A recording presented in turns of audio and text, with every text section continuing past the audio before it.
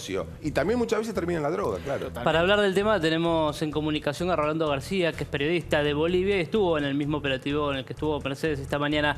Rolando, buenas tardes, Ángel te saluda.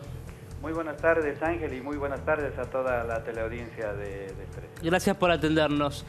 ¿Cómo lo viviste vos este operativo? Mira, esta mañana hicimos cobertura con la radio en el operativo y bueno, estuve escuchando parte de lo que comentaban anteriormente y en primera instancia, sí, el operativo lo estamos viviendo en el contexto de las declaraciones de la ministra Bullrich, que relaciona a la comunidad migrante con el tema de la delincuencia. No hemos podido percatar esta mañana que esté relacionada con el tema de los vendedores en vía pública o manteros, como les llamamos, ¿no? Entonces, claro, se ha puesto un escáner en la terminal de buses de Liniers y se ha empezado a revisar el equipaje de los pasajeros y al mismo tiempo revisar la documentación. Ahora, puede esto generar molestia en la comunidad en el sentido de que se hacen muchos controles ya en el recorrido, ¿no? Hay un escáner en la frontera, allá en La Quiaca, por ejemplo, todo el equipaje es revisado por un escáner y se realiza el control migratorio, documentario también de la población, y lo mismo ocurre en un punto intermedio que es el de Tres Cruces.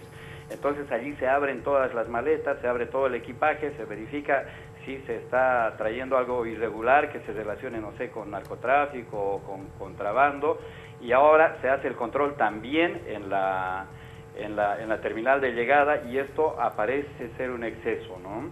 Pero Rolando, ¿cómo pasó toda esta mercadería? Porque toda esta mercadería ilegal pasó.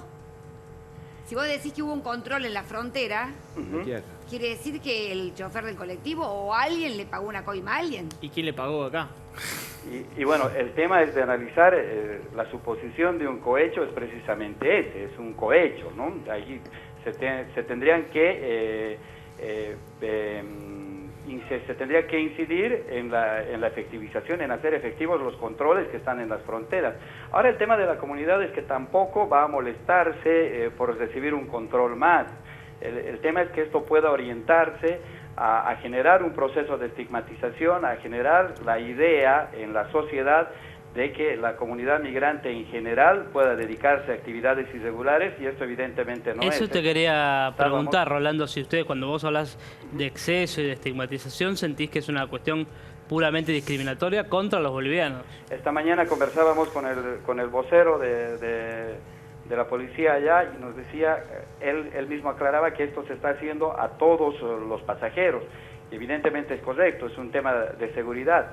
El problema es que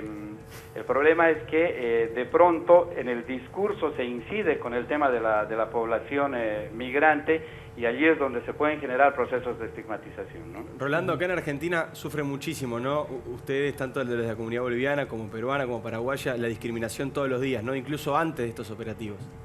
Y sí, y no está relacionado solamente, digamos, al sector de la comunidad que se dedique a la producción textil o a la producción agropecuaria. Yo te digo, tenemos una cantidad de migrantes muy elevada en torno a profesionales, por ejemplo, que por uno u otro motivo han migrado a la Argentina y realmente, a excepción del rubro médico, porque aparentemente hay una necesidad en el mercado de médicos y los médicos que vienen de mi país logran ocupación regular, el resto de los profesionales tiene que mayoritariamente dedicarse a otras actividades, ¿no? Hay un proceso de no confiar en la formación académica, por ejemplo, que no ocurre solamente con Bolivia, sino en general con los migrantes de países limítrofes, ¿no? Rolando, yo esta mañana no la sé. Mira, bajaba muchísima gente que venía de Bolivia y no lo sentí molesto a nadie, pese a que los demoraron porque entre que les controlaban la valija con el escáner, los bolsos y les controlaban la documentación, pero yo no vi a nadie que estuviera enojado con el operativo, muy por el contrario.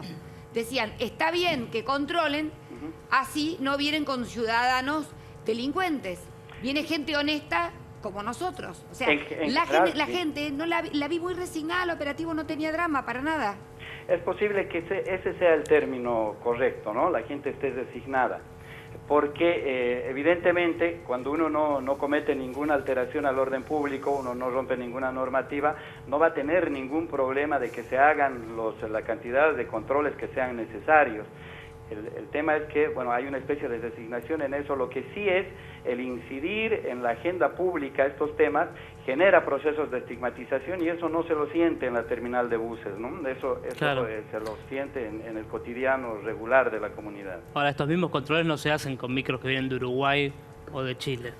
No, Puntualmente están... es nuevo, ¿no? Son Bueno, es nuevos que este es el controles primero, que fue el hacen en la primer terminal control que hubo en de Argentina. Pero vos decís que van a hacer para los micros que vienen de Uruguay o de Chile, ¿no? Bueno, de Chile, cuando si empieza a es- haber mucho comercio, supuestamente como sí. ahora que hay mucho negocio con Chile, va a tener que empezar a ver. Porque Claro, si pueden- es que todos los lugares que tienen frontera con mucho comercio empieza a pasar esto.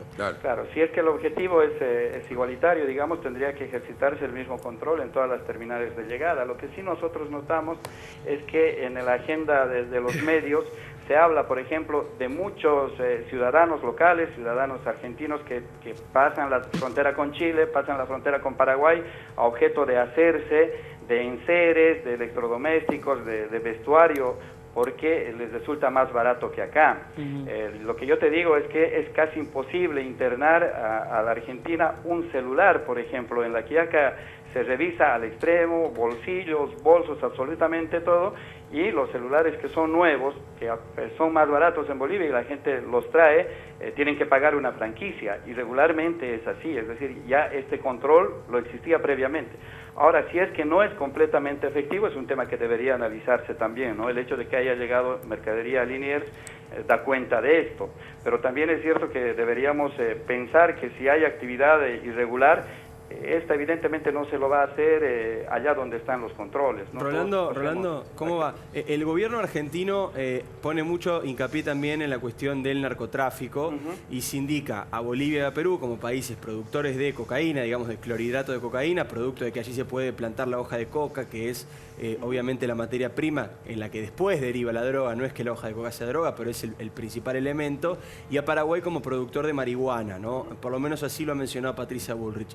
¿Está controlado el problema del narcotráfico en Bolivia hacia adentro, digamos, puertas adentro de Bolivia? ¿Cómo está la problemática del narcotráfico? ¿Está en un momento difícil? ¿Está en un momento más controlado, más relajado? Es decir, a ver, históricamente, si bien es cierto Bolivia es productor de hoja de coca, históricamente está reconocido a Bolivia como un país más bien de tránsito, ¿no? Que puede existir algún problema en la rigurosidad de las autoridades policiales, principalmente en el ingreso al país.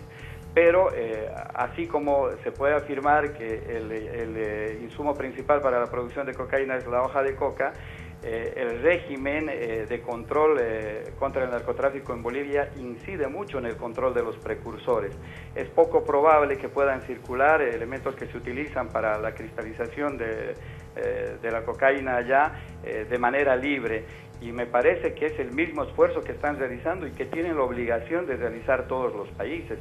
Es imposible estigmatizar o pretender decir que los ciudadanos de tal país o de tal otro país son productores, etcétera. Es un problema multilateral, es un problema que atañe a todos los estados, no solo de Latinoamérica, me animo a decir del mundo, ¿no? Rolando, ¿y qué opinas vos? Bueno, viste, los comerciantes de Liniers están indignados, ya no dan más, con el tema de la feria de comidas que hay ahí cerca de la terminal, en todas las calles aledañas, donde la gente con la garrafita está cocinando un guiso a toda hora. Es impresionante, no se puede caminar, es una mugre total, no sé. Yo sé que es cultural, pero llega un momento que cocinar sobre la calle y la cantidad de puestos que hay, la precariedad, todo sobre carritos de supermercado, ya los comerciantes le piden por favor al gobierno de la ciudad que desaloje eso de una vez. A eso me refiero un poco con el término de estigmatización, ¿no? Porque no es un elemento cultural, lamento contradecirte, no es que en Bolivia tengamos la costumbre histórica de comer en la calle sin las medidas de salubridad que se requiere. En todas las ciudades de Bolivia, los municipios tienen controles estrictos, aunque los niveles de pobreza, los niveles de sobrevivencia, de la necesidad de sobrevivir, obligan a la gente a tener que, como aquí se dice, rebuscarse la vida y encuentran alternativas rápidas en cuanto a la generación de los recursos para sobrevivir. Y este es un problema que se hace serio en Liniers, porque como hay una comunidad boliviana que visita Liniers regularmente con objetivos comerciales, allá hay negocios regularmente establecidos que tienen artesanía boliviana, que importan insumos para para la gastronomía, por ejemplo. Especias. Entonces, evidentemente, gente en necesidad económica ha recurrido a esto. Claro, es una cuestión No muy... creo que ni los vecinos, ni los comerciantes, ni bolivianos, ni argentinos se opongan a que se haga un control. En todo caso... No quiere que no es que los tendría controles, que los saquen. Es una La cuestión muy cuestión es que concreta de los saquen. Liniers. Son 10 cuadras que se cocina en la vía pública. Yo te quiero preguntar por algo que sí es tendencia, que son los talleres clandestinos, donde trabajan muchos compatriotas tuyos y donde, bueno, a ver, se ha laburado mucho en televisión, se ha ido, digo, esto no es estigmatizar, es simplemente describir algo que está pasando y que está ligado directamente al rubro vestimenta. Digamos, ¿cuál es tu mirada sobre los talleres que acá llamamos talleres clandestinos? Mira, la verdad es que nosotros tenemos un juego de azar en Bolivia que acompaña a la gente, es el cacho, y es un juego de dados. El principio básico que rige a este juego de dados, al que llamamos cacho, es el hecho de no tocar el resultado cuando este está evidente, ¿no? Es decir, salen los dados y lo que se ve se anota, esa es la voz popular, lo que se ve se anota. Y lo que nosotros podemos ver y anotar sobre esta realidad es que hay un cambio radical en la realidad de la confección textil. Quienes estamos por lo menos conviviendo a diario, relacionados con la comunidad boliviana, lo evidenciamos a partir de la aprobación de la nueva ley de migraciones en 2006, cuando el ciudadano migrante tiene acceso a la posibilidad de poder regularizar su residencia y obtener un DNI con todo lo que esto implica. Hemos visto que paulatinamente han ido mejorando las condiciones de trabajo en los talleres textiles. Ahora, esas historias que eran muy conocidas por los medios de comunicación, tenemos un periodista en Bolivia, por ejemplo, que ganó un premio del Rey en España con un reportaje que acompañaba a ciudadanos que han realizado este viaje clandestino traídos por productores textiles para el trabajo esclavo. Hoy cada vez es menos evidente, ¿no?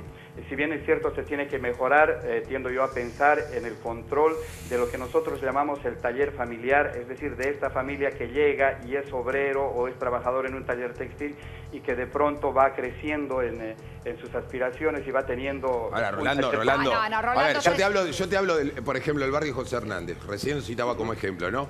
A ver, es notable, hay casi más de 100 talleres clandestinos, ¿no? Donde trabajan muchísimos compatriotas bolivianos, muchísimos. Claro, clandestinos porque no tienen procesos de habilitación regular. Exacto. Que tienen que ver principalmente con lo infraestructural y bueno, y con las leyes laborales también en la mayoría. Pero yo te cuento que al mismo tiempo existen movimientos dentro de los propios textileros que están buscando la manera de poder regularizar su situación. Te comento solo un ejemplo que precisamente aquí en la radio estuvimos conversando hace 2 días con ellos. Es una cooperativa de trabajo, se llama Cotaí, que ha logrado reunir a más de 200, 300 costureros que trabajaban en sus hogares sin ningún tipo de habilitación y han logrado desarrollar polos textiles, alquilando galpones grandes, habilitados, incorporando a los textileros al monotributo, primero es de orden social y según van creciendo a otros, para poder regularizar la situación. No podemos esconder la realidad, pero tampoco podemos, digamos, homogeneizarlas y suponer que es la misma realidad de antes. Es No, pero Pero ustedes tienen una cifra perdón, estimada de cuánta la gente, nena- digamos, está ligada al mundo de los talleres actualmente en lo que es Capital y Gran Buenos Aires. Perdón, ¿me repites, por favor? No, si tienen una cifra estimada, digamos, vos que estás en la historia del día a día, de cifra aproximada de compatriotas tuyos que están ligados al mundo de los talleres clandestinos, a ver, en este tiempo, digamos, si tienen algún registro. Claro, el problema de buscar cifras es que tenemos que buscar una fuente oficial, asidera sobre la realidad. Te pongo un ejemplo, el Censo de Población y Vivienda de 2010 identifica a 354.000 ciudadanos bolivianos que residen en la Argentina y sobre la realidad esto evidentemente no es cierto. Claro. Las estimaciones más pesimistas hablan de 1 millón de bolivianos al menos que residen en Argentina, entonces hablar de estadísticas es bastante complicado, o por lo menos hacerlo responsablemente. Lo que sí te puedo decir es que hay una buena parte de la comunidad que está dedicada al trabajo textil, claro, en todas sus etapas, aunque no necesariamente sea en todas las etapas al mismo tiempo. Hay gente que está dedicada a la comercialización, hay gente que está dedicada desde el desarrollo, por ejemplo, de la comercialización allí en la Feria de la Salada, pero también en emprendimientos regulares, el crecimiento de la avenida Avellaneda, pero no me refiero al trabajo de la gente que está en la calle como vendedor en vía libre, sino de los locales comerciales, se hace evidente. Existen ciudadanos bolivianos dedicados al rubro textil que han logrado un desarrollo económico importante, pero también hay bolivianos No, hay de todo. a Sí. otros rubros de Obviamente. la economía que también, bueno, que de pronto se invisibilizan en el análisis, ¿no? Tal cual. Rolando, te quiero agradecer por salir al aire. No, yo les agradezco a ustedes, Ángel, y bueno, la preocupación siempre se agradece, es solo que en este tipo de realidades debemos tener un poco de cuidado, porque de pronto la comunidad boliviana, que ya tiene 2 o 3 generaciones en su migración aquí en Buenos Aires, ha sido muy maltratada en gestiones en años anteriores, Claro. Principalmente por el tema de la discriminación, la xenofobia, la estandarización, la estigmatización. Y bueno, nosotros tratamos con mucho cuidado estos temas, porque así como la sociedad va cambiando regularmente, la migración también va cambiando en sus conceptos, en su adaptación. Te cuento que desde la percepción que tenemos en la radio, por ejemplo, podemos evidenciar una presencia de hijos de bolivianos tan o más grande que la misma comunidad Claro. migrante que existe. Claro. Y estos Claro. generan procesos culturales y económicos también que de pronto están invisibilizados en el análisis. Por eso queríamos escuchar tu postura también. Rolando, te agradezco por salir al aire. Te mando un Muchas abrazo. gracias a ti, Ángel. Ahí estaba Rolando García, que es periodista boliviano, trabajando acá contando